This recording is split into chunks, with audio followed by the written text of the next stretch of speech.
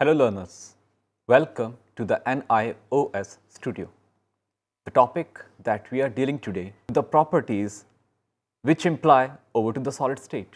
And the very first property that came into our mind is elasticity. What is an actual solid?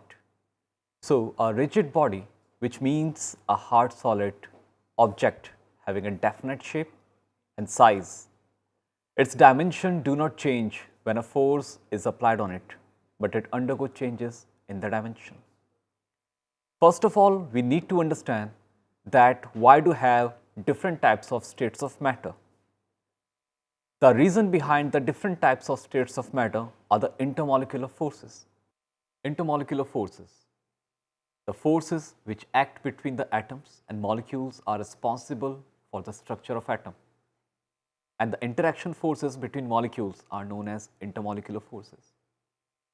Here, we are going to see that the different type of intermolecular forces gives the reference for different types of states of a matter that existed.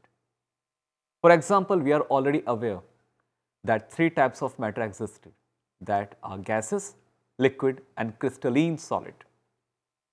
The gases are due to the fact that the spacing between the intermolecules are very large. Therefore, they are not having a definite shape and the size. As you can see here, we are having an empty balloon, and if we try to blow it up, the gases will take the shape of this balloon and the size of the balloon changes. For example, let me try to blow it up.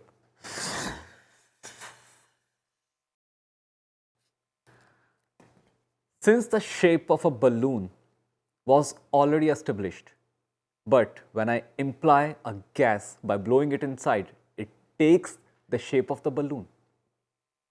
When I try to release the head of the balloon, the gases comes out and there will be no existence of gas inside the balloon.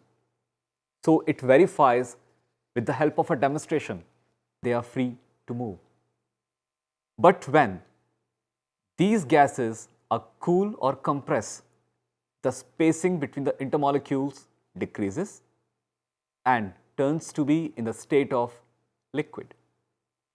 Now, the property of the liquid is that it will be not having a specific shape, but a specific size.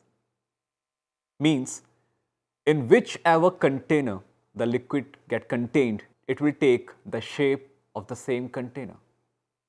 For example, for demonstration, here we are having a container which has been filled with the amount of water, and an empty glass is over here. So, when we try to fill this glass, here you can see the liquid takes the shape as same as that of this empty glass. The matter occupy a space.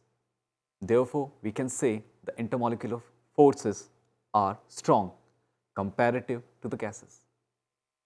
By further cooling,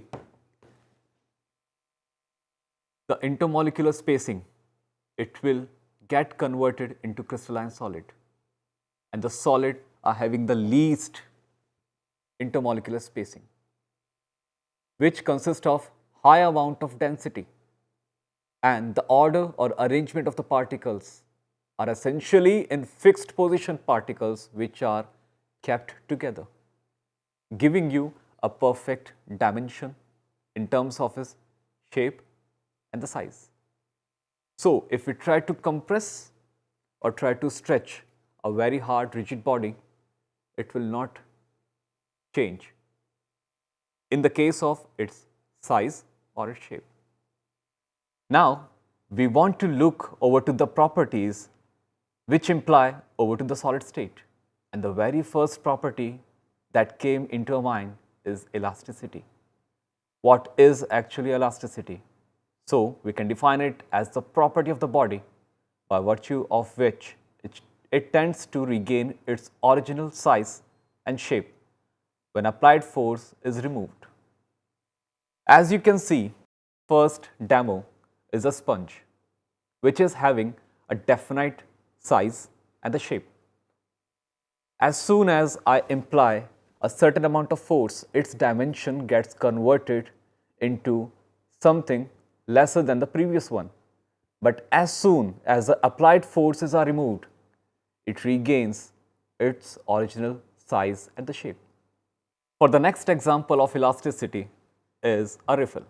As we can see, if we try to imply an external force which can change the shape of a riffle but not its size, as soon as the external force is removed, it will try to regain its shape.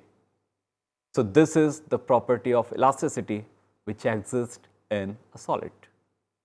Now, coming to the next slide, which is the terms related to elasticity. Elasticity is a property which vary from one material to the other. First, we need to see that what is actually a deforming force. A deforming force is one which, when applied, changes the configuration of the body. As already stated before by showing an example of a sponge, a deforming force is when an external force is applied and it really changes the configuration of the body. The next one shows the property of a perfectly elastic body. It is the property of a body which regains its original configuration immediately and completely after removal of deforming force from it. For example, if I apply an external force over to the sponge, as soon as we remove an external force from it, it immediately and completely regains its original configuration. So in this case, this sponge acts as a perfectly elastic body. But this will be not the same case as in for a pencil. For a pencil, if we imply a much higher force, or can say a much higher external force, it will not regain its original configuration. The next property defines the state of a pencil as a body which does not regain its original configuration at all on the removal of deforming force. Therefore, if we say we imply an external force, a high external force, it will break the pencil into two parts. And after the removal of the external force, it will not regain its original configuration at all. Till here, we had learned that what is actually a solid, what is actually an elasticity. We had learned that if after a certain limit of elasticity, the body does not regain its original shape and the size, which define the term of perfectly plastic body. And if it regains, on the other hand, known as perfectly elastic body. That's it for today. Thank you.